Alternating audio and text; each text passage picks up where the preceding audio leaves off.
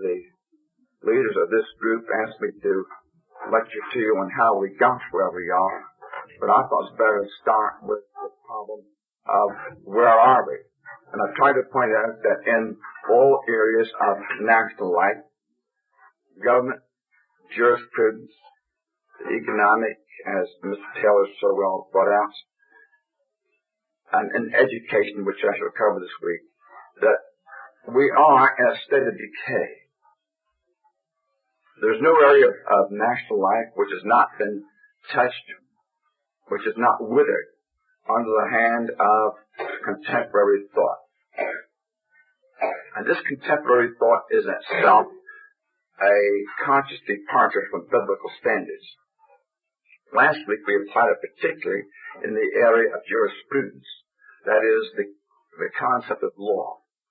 And I pointed out that in the colonial period, no matter what colony you examine, that the basic fundamental concept of law is that of Scripture. And that this was written into the common law of the 13 colonies. And that the 13 colonies, even by the requirements of their charter, or charters, were required to apply this law among the colonies. You can see this in the colonial collections of laws, legislative histories. I pointed out to you that after 1800, particularly after the departure of John Marshall from the Supreme Court and the rise of the common man, this concept of law began to wither on the vine. And that with the advent of Darwinism and the reintroduction of natural law into the American political and economic scenery, in the hands of the social Darwinists, namely William Graham Sumner, Lester Frank Ward, Bellamy, many others, that constitutional law and the concept of divine law was put in serious jeopardy. With the advent of Oliver Wendell Holmes on the Supreme Court, with his idea that the law is what the court said it is, that concept of law, that is that of the Scriptures, went further into the background. And with the advent of modern sociology, with all due respect to Professor Taylor, modern psychology, the behavioral school, modern education, constitutional law, and common law in the historic senses have all but faded from the scene. So then I took up the problem of government, and I pointed out that the colonial governments in the colonies were in philosophy that of Great Britain, and that Great Britain's political philosophy was derived from the great political thinkers of the Reformation, both in England and on the continent, notably John Calvin, and in the Middle Ages, men like John of Salisbury, Fortescue, and others.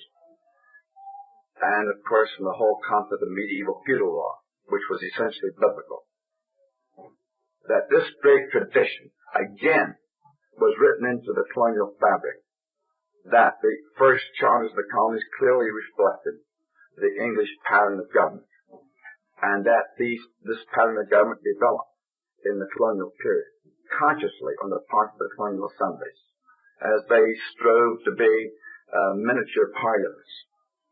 And by the time of the American Revolution, the separation came.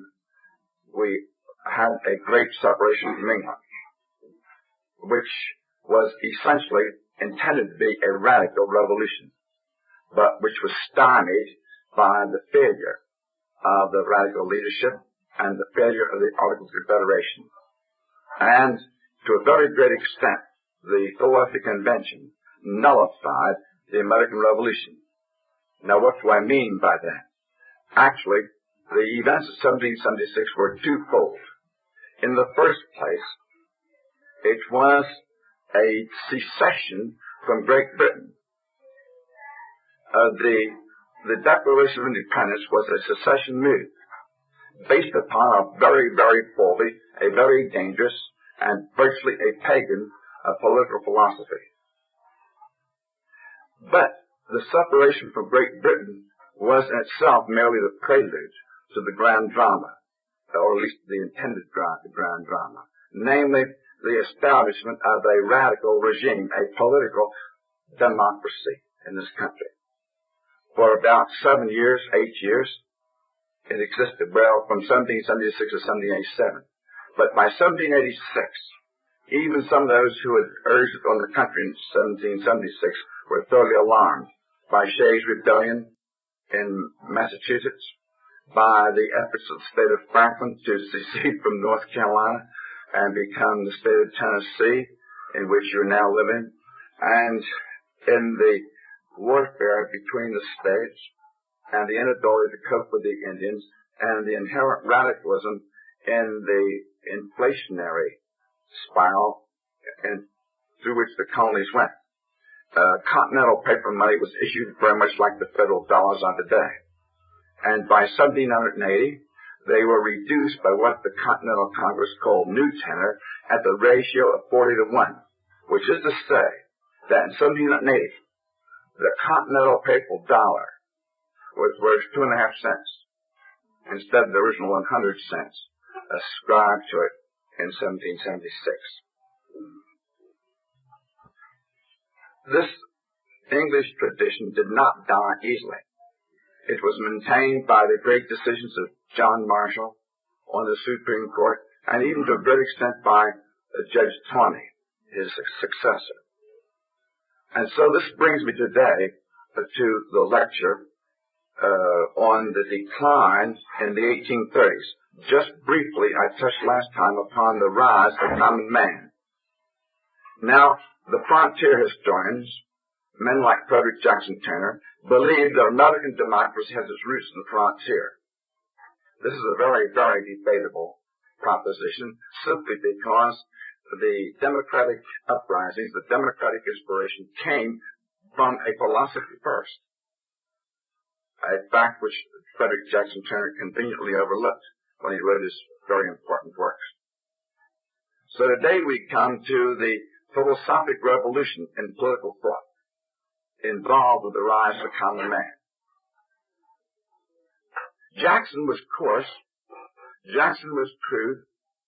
Jackson was many things. But basically he was a patriot. His knowledge of economics was perhaps equal to that of Franklin Roosevelt, nil. His devotion to the Constitution was largely mixed up in personalities. He hated John C. Calhoun, so he took a vigorous stand against states' rights in South Carolina.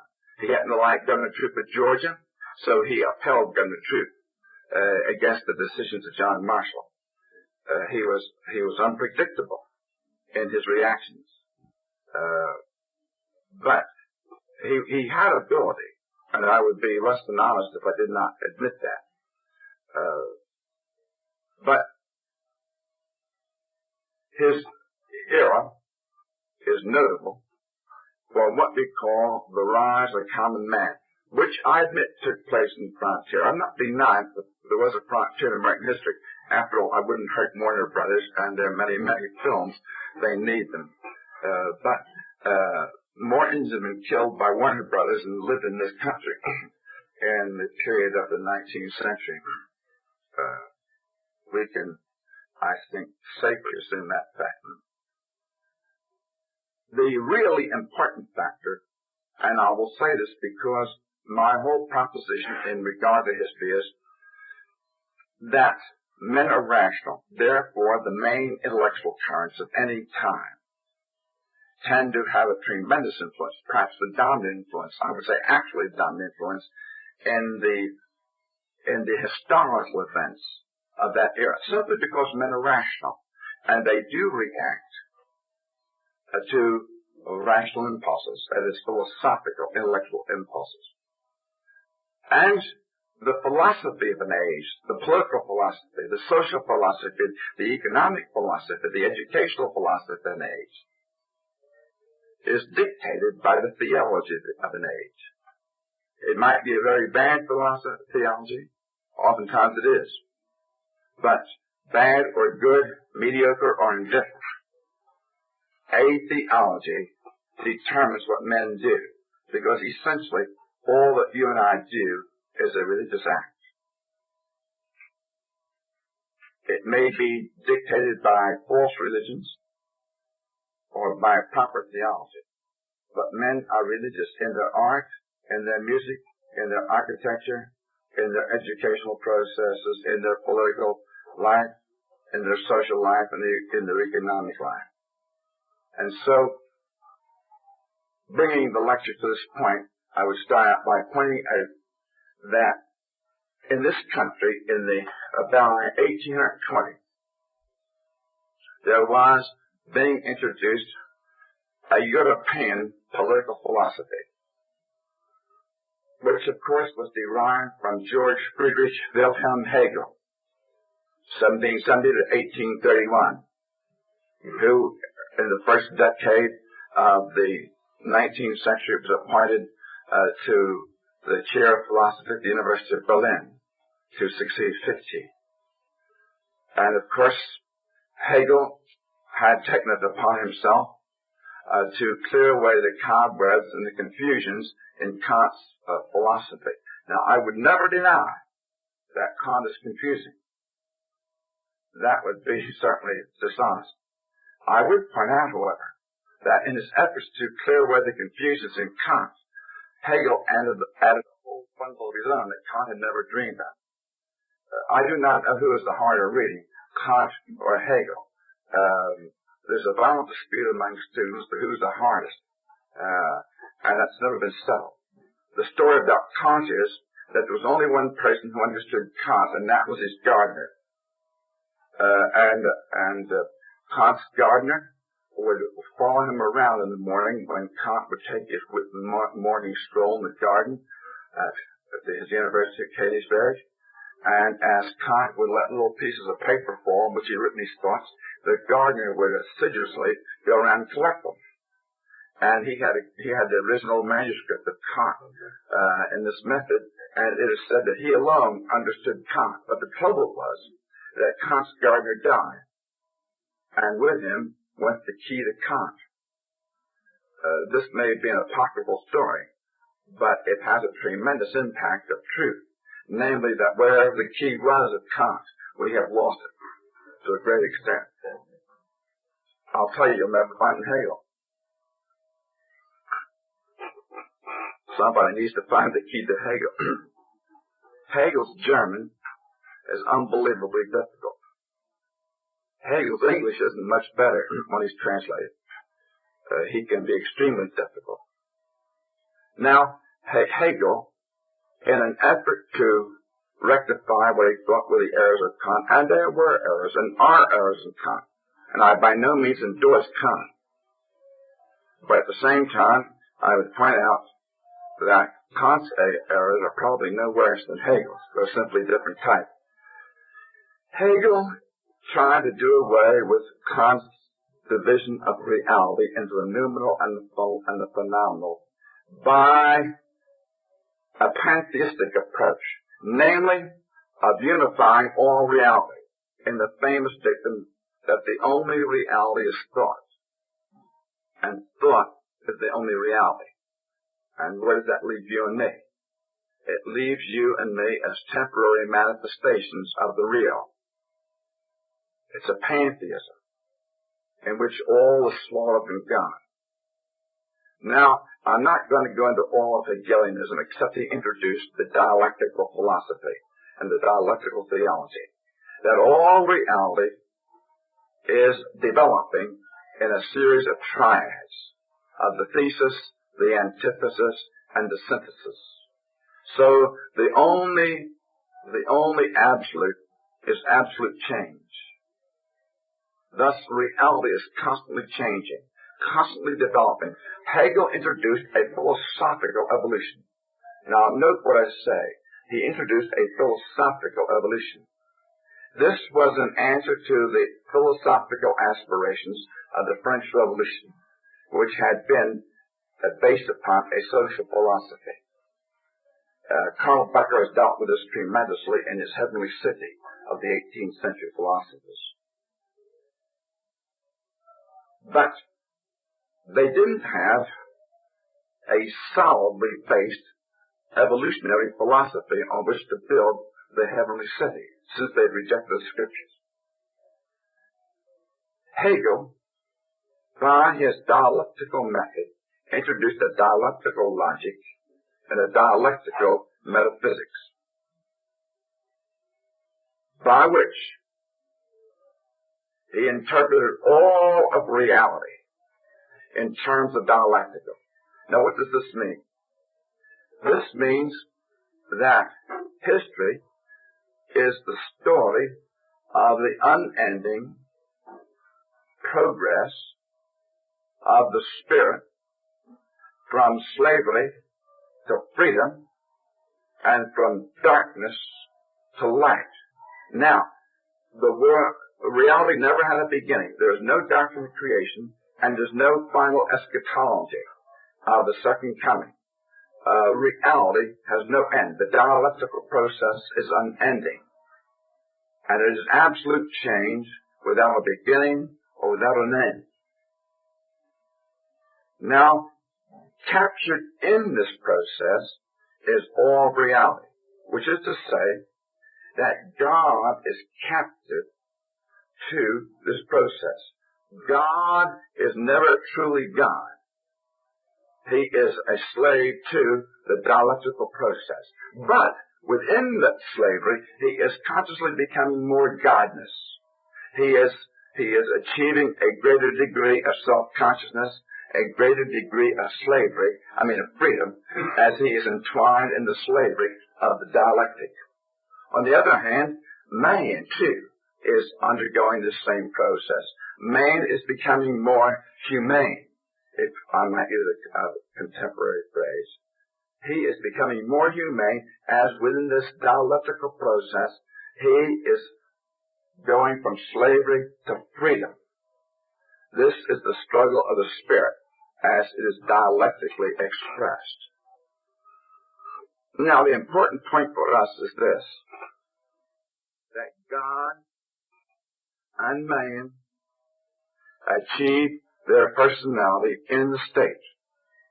In his political philosophy, Hegel insisted that only in the state do you become a person. As in the state, only God only becomes a person. He wrote the famous phrase that the state in history is the history of the footprints of God as he achieves a greater degree of godness in the dialectical method. Now, needless to point out, between Hegelianism and Christianity, there is no possible reconciliation. Now, in Europe,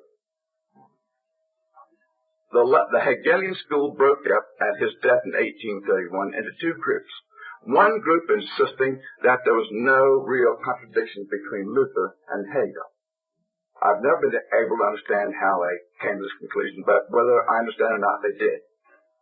There is one prominent representative of this group living today in this country, and that is Dr. Houston Smith, formerly of Washington University in St. Louis, Missouri, who is now teaching philosophy at MIT, wonder of wonders.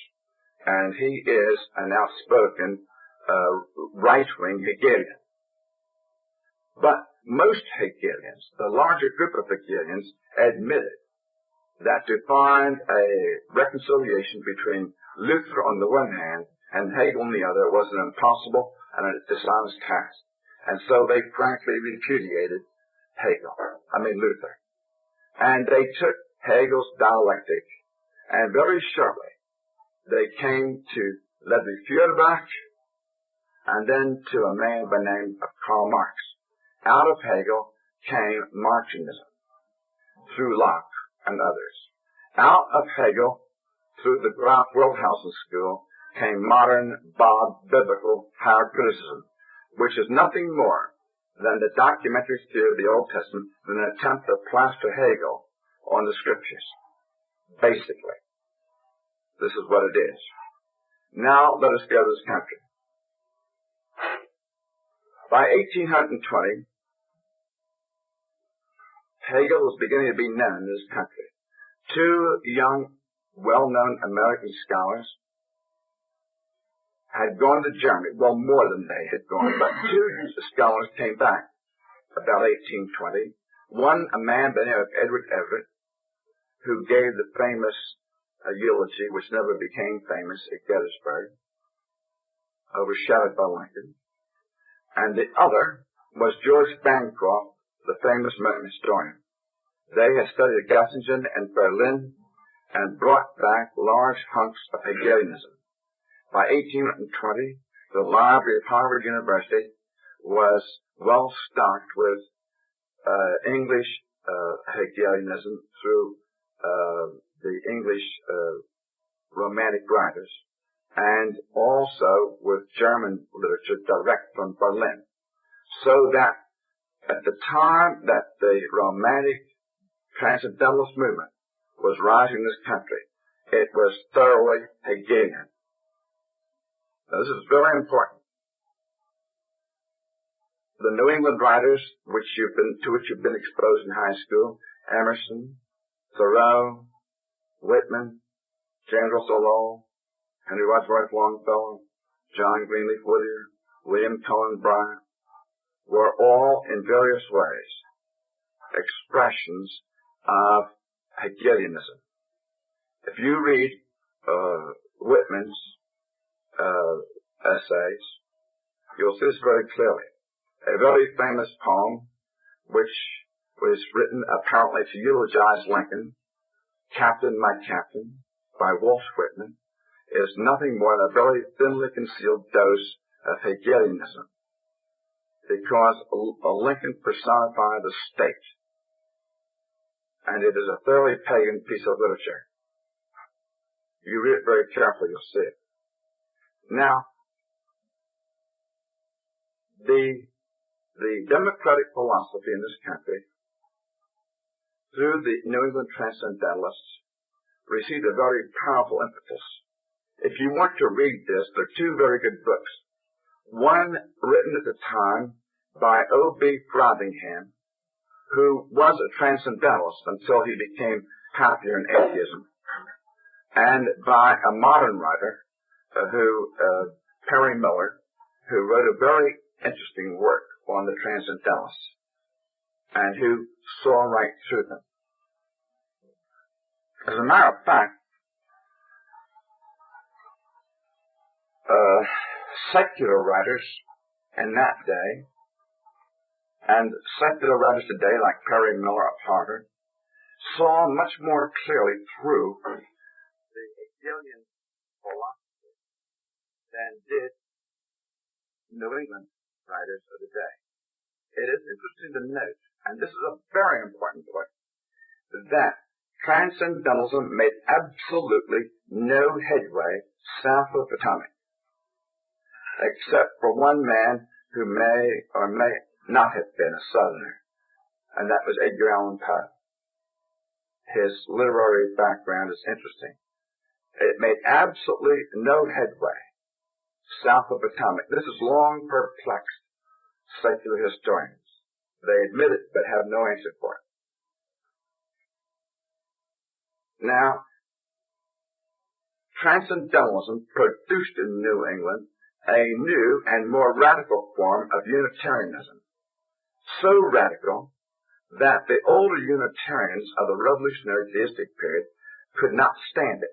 And you will remember, I'm sure from your high school or college work, that Emerson, who was pastor of the Unitarian Church in Boston, was asked to leave the pulpit by the staid, conservative, theistic Unitarians who could not take his particular brand of Unitarianism. He was forced out. And this was the general story of New England Transcendentalists. They became very unpopular with the conservative Unitarians, but they became a very, very important force in American political history. Now, they became the impetus and inspiration for reform. And they took over the reform movement. And if you read very carefully, and Alice Freeman Tyler's Freedom's Ferment is an excellent book on this, from a secular point of view, that's a good piece of work. You'll find out that the Prohibition movement, the women's lib movement of that day, the abolitionist movement, the peace movement, all the movements of that day were inspired and led by the abolitionists. if their main passion, if their main concern was abolitionism, the peace movement was not far behind. And some of them became out communists. More of the pre-Marxian type, except for Theodore Parker and Walt Whitman. Most of them remained pre-Marxian, the French Revolutionary type of communism. But the famous book Farm Colony was a communist experiment. Robert Owen found a new harmony in Indiana and other communist experiments. Incidentally, he espoused free love, which he practiced, and he brought to this country Fanny Wright from Scotland, who was a great crusader for women's lib and free right and free love, and she practiced that, and even Emerson got annoyed with her, and she suggested that she go back to Scotland, to which she replied, "Why don't you go in my place?" And they had a very uneasy truce, because free love and communism came into the American scene. There were several hundred of these experiments. And Thomas Skidmore tried to unite the cause of atheism and labor. He founded Skidmore College. So that the North became dotted with these radical communist political experiments of one kind or another. You have no idea how many of them are. Some of them still survive out in Montana. But there were communist experiments all over the North. Little groups. But they were all dominated by the Transcendentalist philosophy, which very easily led itself to sliding down into communism. And in Europe, of course, it gave birth to Marxian communism. Now, I mention this because with their concept of government and their concept of, quote, higher law, unquote, they brought back in a pantheistic form the old natural law concepts of the deists and greatly threatened the American constitutional government. Both the Northern Democratic Party and the Whig Party became permeated with this type of political philosophy. Now, I do not mean to imply for a moment that all statesmen of the day understood or accepted it. Jackson neither understood nor accepted it. Van Buren did not understand or accept it. Certainly, William Henry Harrison didn't accept it. He didn't understand it either. Polk had glimmerings of it and did not accept it. So far as presidents are concerned, I don't believe we can say that any president had any understanding of it, down to Lincoln. They either remained completely oblivious to it or rejected what they did understand. But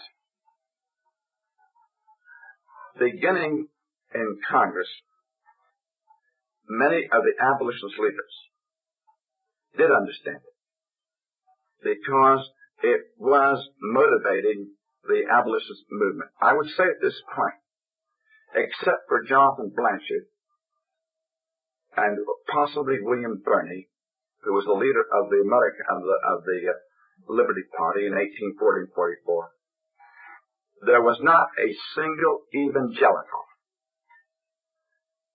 in the leadership of the abolitionist movement, because it was clearly understood that the abolitionists were closely allied with European radicalism, and particularly with communism. This is a very noble point, and it's worth mentioning to us Southern Presbyterians, whether we're National Church or PCUS, that James Henry Thornwell, in his early life when he'd been up north, had been friendly to the abolitionist cause. When he saw what was coming, and when he realized what was taking place, he repudiated in a series of blasts, which is a very interesting point. And there's no doubt in my mind but what he had a tremendous influence on John C. Calhoun, because John C. Calhoun, perhaps more clearly than any other statesman of the day, saw what was involved in the abolitionist movement. In his two great works published just after his death, the disquisition on the government and disquisition on the Constitution of the United States, it was, as it were, he looked down a corridor of time for 100 years. And he clearly prophesied that the end of democracy was totalitarianism. He used the word absolutism. He saw it very clearly. And he was absolutely correct, because the Hegelian view of government, which says that man achieves his personality in the state, is exactly what the communists teach, except man in the Communist Party achieves his personality in the proletariat. In Hegelian Transcendentalism, and in Transcendentalism of this country, man achieved his personality in the state. Apart from the state is nothing. Now this is the essential ingredient of the absolutist philosophy of totalitarianism. Was the all-embracing state. And we will see that in the war between the states, Lincoln held very clearly this theory, as did Walt Whitman, in spite of protestations to the contrary. Now, the period from 1830 to 1860 is dotted by reform. As I have mentioned, abolitionism, peace, socialism, communism in the economic realm, women's lib in the social realm, prohibition, so on.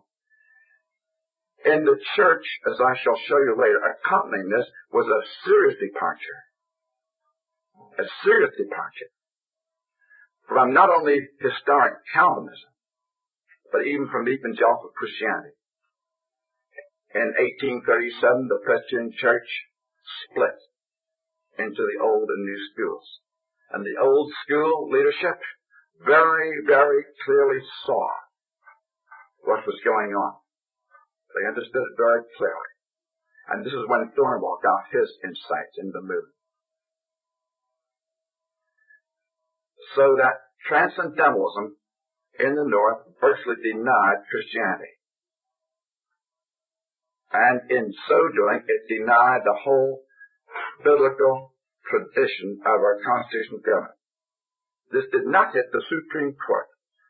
For reasons that I can show you, the Supreme Court, on the whole, acted very slowly into new currents because these men were judicially trained. This was the day when they had jurists on the court. You may not agree with Tony.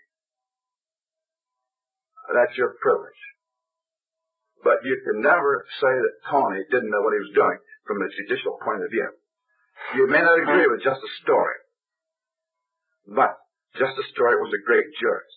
You may not agree with Justice Campbell, but Justice Campbell was a great jurist. And so on in the membership of the court. I'm not trying to give the roll call of the court. Most of these men held very long tenures, incidentally, so that whatever was going on around them, it went around them. Swirling tides and the rockets of brawl stood up above them so far as legal thinking is concerned. And this is a survey lecture. And so it's going to have to remain that. But to point out that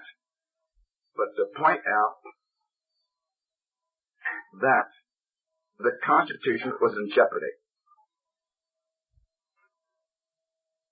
It was in serious jeopardy. And no one was more aware of this than were the Southern leaders. Just before he died, John C. Calhoun wrote prophetically that the conflict now waging between the two sections was basically a conflict between communism on the one hand and constitutional government on the other. When Dr. Thornwell dedicated a church, he issued a similar statement. So that men like Palmer, Thornwell, Dabney, Alexander H. Stevens, the great senator from Georgia, John C. Calhoun, one of the all-time greats in the Senate from South Carolina, and other states, all saw very clearly beneath the abolitionist controversy. Very clearly. And they wrote, perhaps one of the greatest insights is the address which Benjamin Palmer gave at Thanksgiving time to the legislature of South Carolina, in which he very clearly pointed out that the North had gone democratic. It was surrendering its Christianity. It was surrendering its God. It was surrendering the Constitution, which was true. Now, this brings us to the war and Reconstruction very briefly.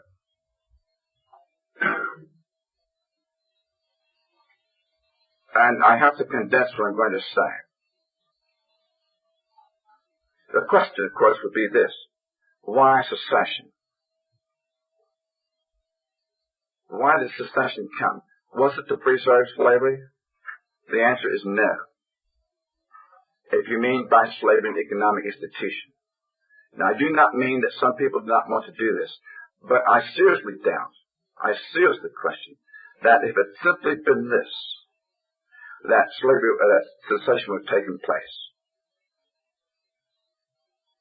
More basic was the constitutional problem. The abolitionists, in their efforts to override slavery, had simply departed from any type of constitutional government. You may not know this, but in 1857, when the Dred Scott decision was uttered, Lincoln said, we must overthrow the Supreme Court. He turned violently against the court. And this was a great eye-opener. Now, many people have overlooked the real point in the Dred Scott case. I don't know if I pointed this out or not, but I should have. That in the Federal Convention it had been agreed that English common law and its American counterpart in the colonial statutes was the distinct province of the states. The Constitution bound the states together in areas in which the states were not competent necessarily in foreign defense, foreign policy, and such things. But it was clearly understood that neither the Supreme Court nor the federal government would deal in the area of common law, but merely in the area of constitutional law. Now, this is a very important point, because in 1861, when the states seceded, they had every right to secede. There's no constitutional argument against secession. Now, why do I say that? Simply because the states were, in the biblical point of view, the legitimate governments. Because the states in 1861 were attempting to maintain their role as the instruments for the realization of common law. And in the Bible, if you read Romans 13 very carefully, it is the law of the land to which citizens are responsible and for which the king is responsible, not some sort of a confederation. And this is a very important legal point, which one man saw after the war, and that was Andrew Johnson. This was the real issue, that the Transcendentalist radicals were trying to overthrow constitutional government, and later they admitted this.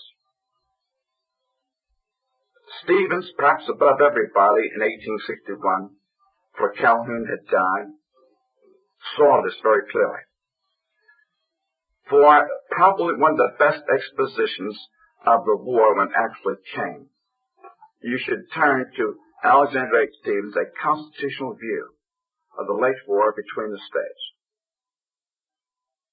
It's a tremendous piece of political writing which isn't carefully brushed aside by modern historians because they cannot afford to deal with it.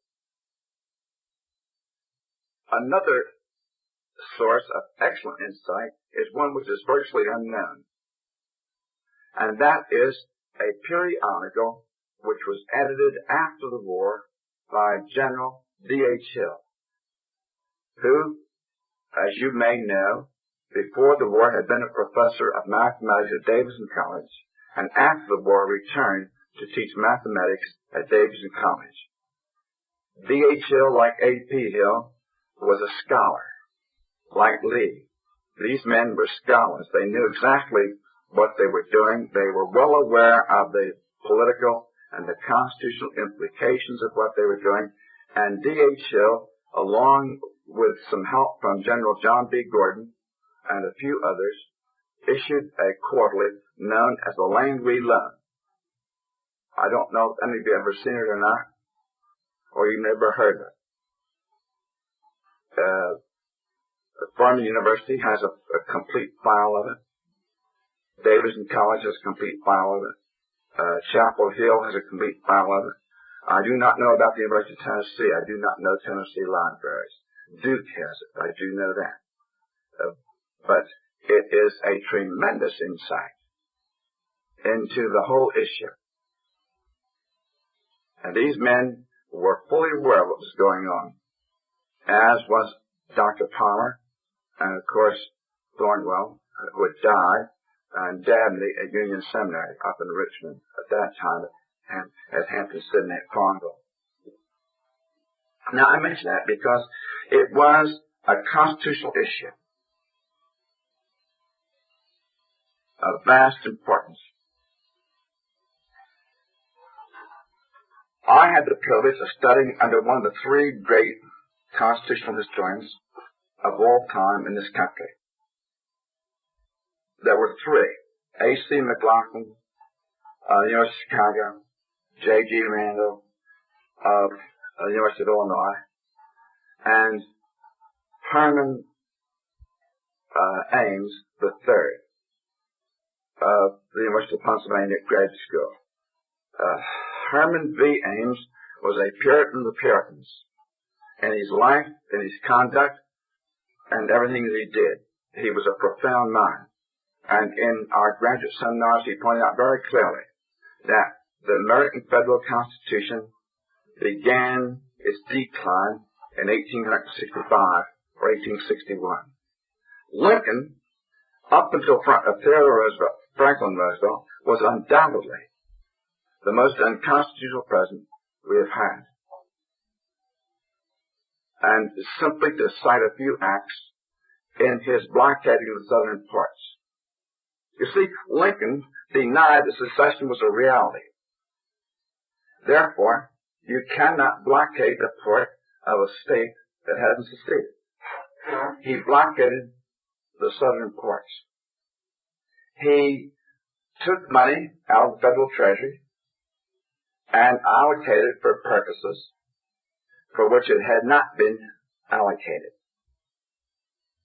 There's no question in my mind but what Lincoln committed 5 or 6 or 7 major acts which deserved and for the purpose of constitutional government demanded his impeachment.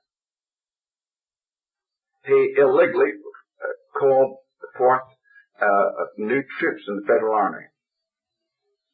He illegally issued the Emancipation Proclamation. He illegally removed pastors from their pulpits. He illegally sequestered newspapers. He illegally conducted other operations. There's no question about the illegality of his actions. And his defense was that, of course, he would destroy minor clauses of the Constitution in order to maintain the whole. Well, the logic is bad, and the history was worse. To begin with, I would raise a question whether the denial of the right of a minister to preach in his pulpit is a minor concept. The withdrawal of the writ of habeas corpus was a very major problem, and I've discussed that in the former lecture, in which I pointed out that the Supreme Court on 2 occasions before 1870 struck down that act as being totally unconstitutional. Lincoln avoided a skirmish with the court in regard to removing ministers from the pulpits by replacing them and allowing them to go back, and he surrendered his newspaper deal. the proclamation of the emancipation was so illegal and so preposterous that it was never able to come before the court. They could never work up the case. There's no doubt that the war overrode the Constitution. As Professor Corwin has said, and well said, the war between the states was the first taste which this country had of total war. Now, when Lincoln was assassinated by unknown persons, because I'm convinced they did not hang the rank people, Johnson came in. Now, as I said last week to some of you, Johnson is one of the most underrated presidents we've ever had. From the point of view of his ability to execute the office at 9 a.m. to 5 p.m., a man who could clear the desk of the pending business, he's had few equals. We've had some of these in American history, men who don't get the praise they deserve. Polk was one of them. He got there at 8:59 a.m. and closed at 5 p.m., and everything that was on his desk that day he got done. He was a master of administrative efficiency. John Quincy Adams was the same way. These men were marvels at getting the job done. So was John Adams. They've been mighty few. Grover Cleveland was good at it. Theodore Roosevelt never got things done. Taft was good at it. For all his 300 pounds, he was an excellent administrator. Wilson was fair. Harding didn't know what the word meant. Coolidge was good at it. And then we come to the last great administrator. And like Johnson, a terribly underrated president. And that man is Herbert Hoover. With a tremendous amount of engineering ability, very clear logic, tremendous insights, and a total lack of ability to sell himself. Very much like Andrew Johnson. He suffered undeserved retribution at the hands of the American people. A fine man personally, a tremendous administrator. These men are rare. But Johnson was one of the greatest minds in constitutional interpretation we've ever had. If you get Richardson's messages and papers of the President and read his message to Congress, you will read the jewels of constitutional interpretation. He had ability, he had tremendous constitutional insight, and he didn't know what the word, that short little word tact, he didn't know how to spell it. He certainly never practiced it. He had no tact. He was bullheaded. He would not yield on principle, but sometimes he wouldn't even yield with no principles involved. He was unyielding, to put it very mildly. When he came in, the radicals at first thought he was their man. In spite of great differences between them, he was very fond of Abraham Lincoln, and he vowed he'd hang the man himself that had shot Lincoln. And I must admit, he certainly tried. But very shortly, when he issued his famous North Carolina proclamation, any political alliance existing between him and the radicals in Congress was speedily dissolved. Because Johnson made it very, very clear that it was his duty to not readmit the South. He didn't believe in Reconstruction in that sense. He believed in healing the wounds. He completely disavowed any political program, radical program of Reconstruction. In his North Carolina proclamation, he wanted the South restored as quickly as possible, particularly in this case North Carolina, by an election when 10% of the people took the oath of allegiance, they would restore their own state governments through their own process as soon as possible. Now, there were 2 points involved. One, a conservative restoration of the southern states. 2, based upon the fact that there was no secession, it was to be a presidential program. Now, this is very important. There were 2 theories of the whole thing.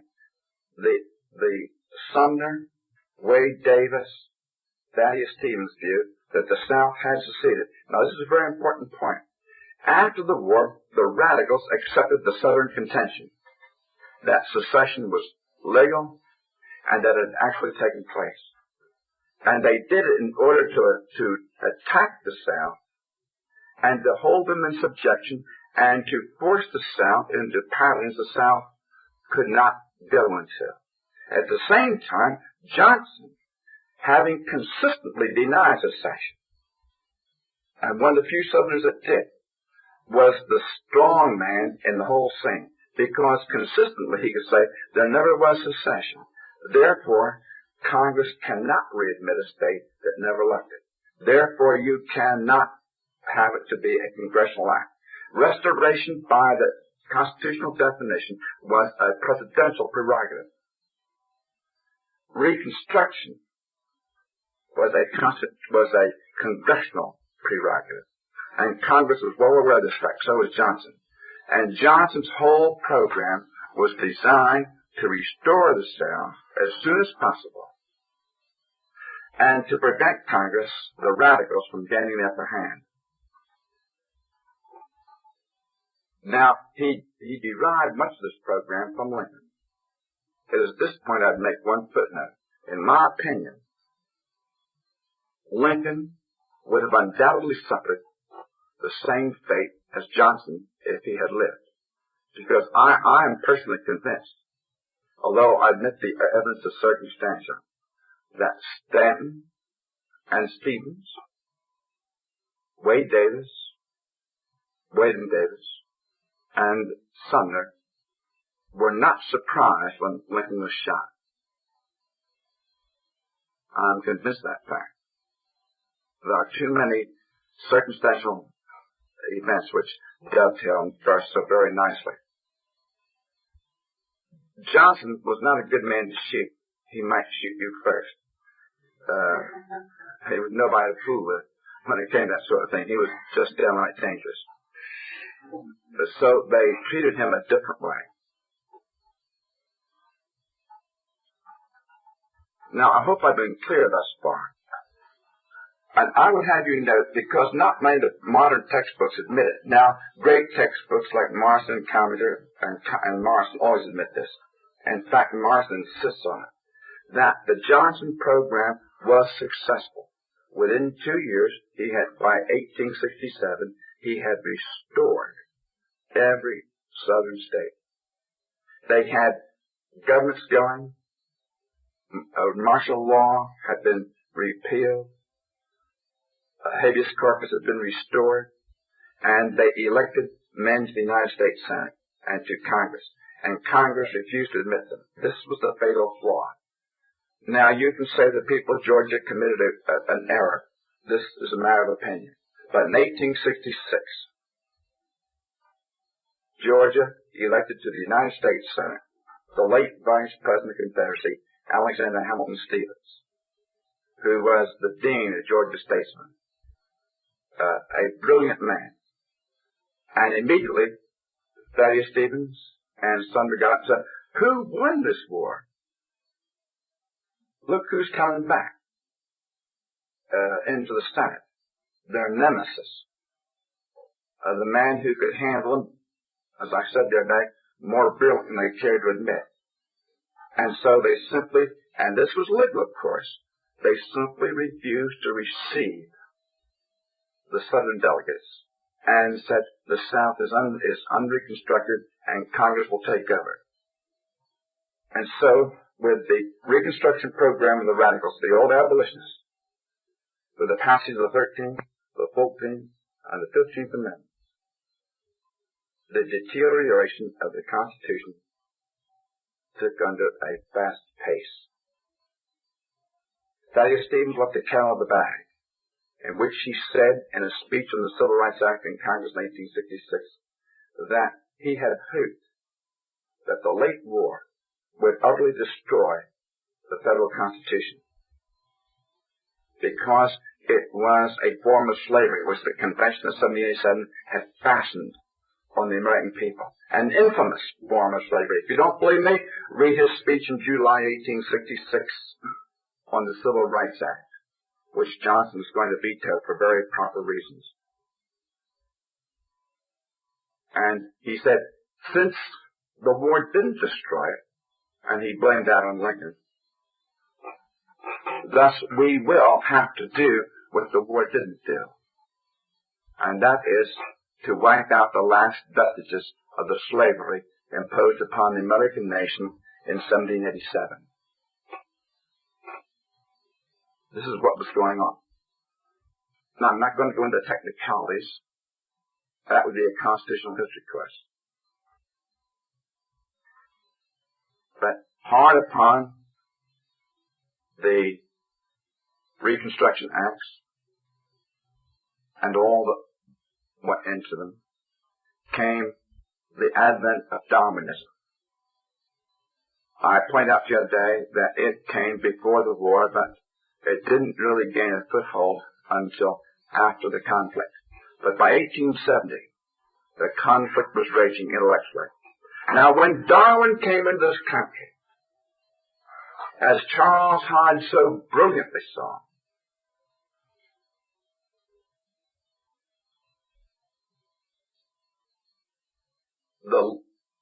the Constitution was definitely in danger. Not only was our system of jurisprudence in danger, but there was no way of reconciling Darwinism and constitutional principles, Darwinism and American jurisprudence, Darwinism and American law, Darwinism and anything American, anything Christian. These people who believe that they can be theistic evolutionists neither understand Christianity on the one hand or evolution on the other. There is no possible reconciliation.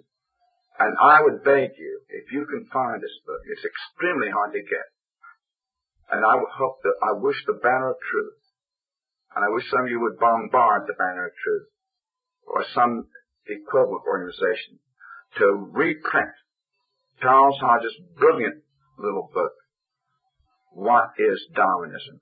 There's nothing like it even today in our literature of which I have any knowledge. With Darwinism, natural law was brought back. Now, one further note. Darwin wrote very clearly, acknowledging his death, to Hegel. Jacques Barzon has written a very great book called Darwin, Marx, and Wagner. Marx dedicated his first edition of Das Kapital to none other than Charles Darwin. Wagner very clearly in his correspondence admitted that he was tremendously influenced by Charles Darwin. And if you understand Wagnerian music, no matter how brilliant it was written, and it is written brilliant, I wouldn't deny that. But Wagnerian music reflects Darwinism. After all, what's the magic cycle but the exaltation of the German Teutonic gods? It is the survival of the fittest. And he's telling Germans be fit. Bismarck, in the political life of Germany, was telling the Germans to be fit. He was waging his Kulturkampf. Darwin was telling people, be fit and survive. And all these three men wrote letter after letter after letter to each other. I'm not thinking this up out of my imagination, but they were in active correspondence. Wagner and Marx depending upon Darwin, and Darwin patting them on the back for their achievements.